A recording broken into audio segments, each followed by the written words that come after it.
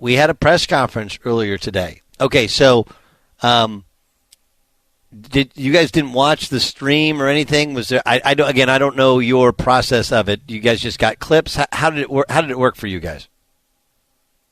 I got the clips that we took in-house here. Okay. Well, I had a beautiful brand new blue suit. I watched the majority of it after the fact. I didn't watch it live, but I did. It was about an hour with everybody, so I skimmed through it this morning. How was it? It was good. It's funny because I've seen a million press conferences, but when you know someone and you work with them every day for 7+ years, you get to know certain things. So I felt like I knew what was planned and what wasn't. Huh. Like I understand, okay, that's Doug, pointed remark there. Now are we going off, into a different part? Where does he bring it back? That's what I felt. I thought he did great. Aside from Pepperdine sucks, that was, but that was funny. Doug's talking about the beautiful campuses and how beautiful the Green Bay campus is. And the point was, everybody that comes to Southern California, or maybe the state of California, thinks, got to see Pepperdine. And it's true, because I took my mom to Pepperdine the first time that she ever came out and visited. I go, you have to see this campus, and because you're looking at the ocean. But your point is, it's on a hill. It's impossible to navigate, or not impossible, but not a joy to do so. You're not actually on the ocean. And right, that's basically the point. Whereas UC Santa Barbara has Isla Vista and the eucalyptus trees, and you have dorms on the ocean. It's amazing. Point Loma St. Nazarene, amazing. Right, it's like a downward slant hill with cypress trees, and it looks like you're playing at Cypress Point, only you're at a college campus. And then Loyola Marymount, I think, is the better campus than Pepperdine. It's on a bluff overlooking downtown LA. And it's a couple blocks from the beach the other direction. I like it, personally like it better. But the point is that Pepperdine is, I think that reputation was established, one, because it's in Malibu, but two, because they had a very successful basketball program for a good period of time, and that's what people identified with. And my point is that I would never know how nice this campus is. Like, literally, my office is overlooking a parking lot, but adorned with trees, and I would say I don't think you get a driver into the lake, but you don't have to drive to get to the lake. There's like a barrier of trees between here and the beach with the lake. It's pretty amazing, and that's the beauty to college athletics, that you can be truly the front door to a university. But what was it like? I mean, what was the entire experience like? Was it everything you expected? Was it underwhelming? Was it overwhelming? It was whelming. How many? It's never whelming. Have you ever noticed it's never whelming? What was it like? I'll give you the day if you'd like. I mean, I woke up. I was up at I got in at 2:30. I was up at 5:45, and I had somebody come to meet me at the hotel who's a young guy who's a recent graduate and wanting to get into kind of the video room type of aspect. Then I did a couple radio interviews. I had to return, I don't know how many texts I had to return. It was ridiculous. And then I had to jet to the office, and I met with the president and Mike Alexander, and then I met with the athletic director as well, and we sat and we talked, and then I did Dan Patrick. And after Dan Patrick, Mike and I sat and talked for about 10 minutes just to make sure that we were on kind of the same page. There was nothing really. He basically just said, look, here's how you get in contact with me. And I said, you can text me anytime. And he said, that let me tell you how it works with state schools. Don't text stuff because they can ask for your text messages or my text messages as president can come up. Anybody can request them. I'm like, really? Oh, that's right. That's how it works. So I remember that conversation. And then he just said, is there anything special you want me to mention? I was like, no. I was like, we've all done this before. I was like, I haven't really done it before, but I've done it before in my mind 50 different times. And then you walk down, you get introduced. I thought he said some really, I thought he had a great much shorter than mine, but a great speech. And the speech was essentially like, look, the times are changing college athletics. You can complain about them and get left in the dust, or you can try and evolve with them and make a great thing out of it. And I actually agree with that. I think that's the key to life in general is, trying not to complain about where you are and trying to embrace where you're going. Then I got introduced, and you get up there and you think you know how you're going to feel, and I wanted to start with the story of my mom. So that's what I did. I started with the story of sitting on my front porch telling my mom that I had gotten the job. I said this about the balance between doing this show and coaching.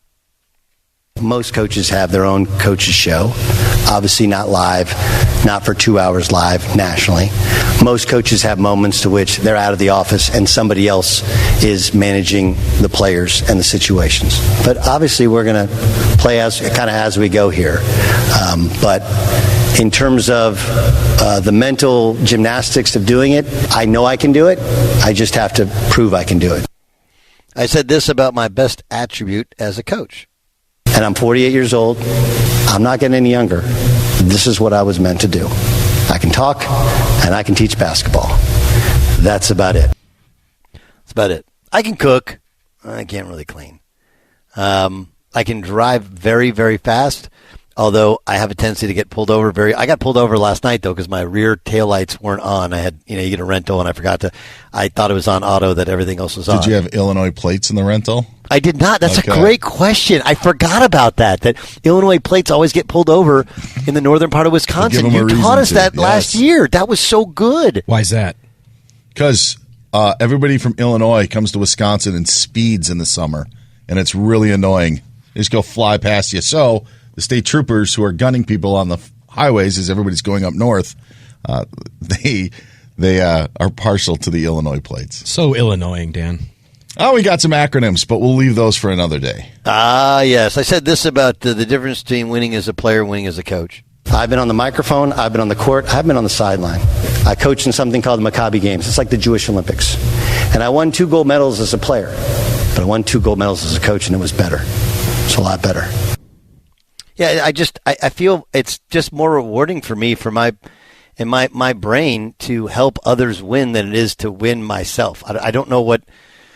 Don't get me wrong. Maybe it's because I can't do anymore, so coaching people to do is the best. But it just is really enjoyable to put pieces together to create a family environment, to create a cohesive environment, and to end up winning because of it. And watching the joy on guys' face when they play better basketball than they've ever played before. Are you guys aware of my one rule? This is my one rule. You're going to learn that I'm not going to recruit guys that are. I have a one philosophy. I'm the. Nobody else is. And it's real. The point is, like, sometimes you have to be, when you're in charge, sometimes you have to be the bad guy. Sometimes you have to be a little rough around the edges. Sometimes, like, I can be tough on the officials. I can be tough on the players. I can be tough on different things. But you know what? No one else can. Was there a question that you liked the most? Was there a question that stood out the most? I know yesterday we put you through a mock press conference to get you ready, and I think we hit you with some hard questions. By the way, the bosses loved that segment. They did. I would encourage our listeners to access our podcast. Has Twitter exploded because of it? Did our numbers go up because of it? Yeah, it was a Dan Beyer special. I thought it was great, Dan, by the way, and I got a call, too, from the bosses saying they really liked that segment, whose idea it was. I said it was Sam's. Yeah, it's always a good default. I just pulled the sound effects, which I must say were good. Thank you. If it was super loud at first, 3 though. hours. Well, it was a little distracting, like those flashes. Yeah. Doug's trying to answer seriously. Press conferences are, Your finger was spasming with the clicks. The listeners have to hear the clicks. But yes, great job, Dan. But were there any actual questions that stuck out, Doug, that you thought were particularly good? I thought the questions were really good and were really fair, and this is a real thing. We went through it, and as you guys know, but I don't think the world knows, because of the pace of this thing, we didn't rehearse our press conference. Right? I just said, "Hey, second hour of the show, let's do a press conference." So I was prepared without preparing, and then I didn't really walk myself back through the answers that I gave, but I did kind of walk myself when I was driving last night. I was kind of walking through things I wanted to hit on, things I wanted to say. And I guess maybe I've thought about this so much that I kind of don't remember which questions I asked on the radio, which questions I answered on the radio, or which questions I answered at the podium today. By the way, I will also say that we call it a mock press conference because it wasn't a real press conference. But the questions were legitimate questions. Yes. And I think they're the questions that many people on social media that were bringing up of the variety, especially on doing the double duty. And I know you got some of those today as well, but they were legitimate questions, not trying to soften the blow or couch anything. Yeah, completely agree. And I do. That's a great chance to promote the Midway at the top of the hour. I mean, I want you to listen to the entire show, but the Midway is going to be really good today. That's all I'm going to say. And it's in the same vein of what Dan was just talking about. So. All right, if you have a question that wasn't asked at a press conference or the mock press conference or the mock to the mock to the mock to the mock press conference, you can tweet us at Gottlieb Show or hit us up on Instagram at Gottlieb Show. Did you guys see Rick Pitino tweeted at me? That's a big one. Okay, I retweeted it. Yeah. I did, but I didn't yesterday was the least activity I'd ever had, I think, ever on social media, except for like if I was out of the country or I was maybe on vacation. Even then, I stared at that damn thing too much because there were so many calls and text messages and stuff to do that I simply didn't have the ability. And then when I was flying, I just did the free texting because I had so many text messages to return, and I was trying to do so many different things. So again, I landed in Phoenix on a layover, and I had a little time, but I had to make a couple calls. And so then I get on the plane, and I hadn't checked social media. Then I land in Milwaukee. I get my rent-a-car. I'm driving, and I stopped to get. Oh, this is a good question, right? What would you if you're going to stop and get something on 43 going north from Milwaukee to Green Bay? What do you get? I got beef jerky. I got a protein bar, and then I got some Liquid Death. That mango Liquid Death is awesome. Anyway, I look at my phone, and I look at Twitter, and the very first thing is Rick Pitino. I'm like, and I thought, like, I'm being duped. No way, this is Coach Pitino. And then it was him. He tweeted at me. That was really cool. Really cool. So, and like, I didn't, like, reach out to him. It was awesome.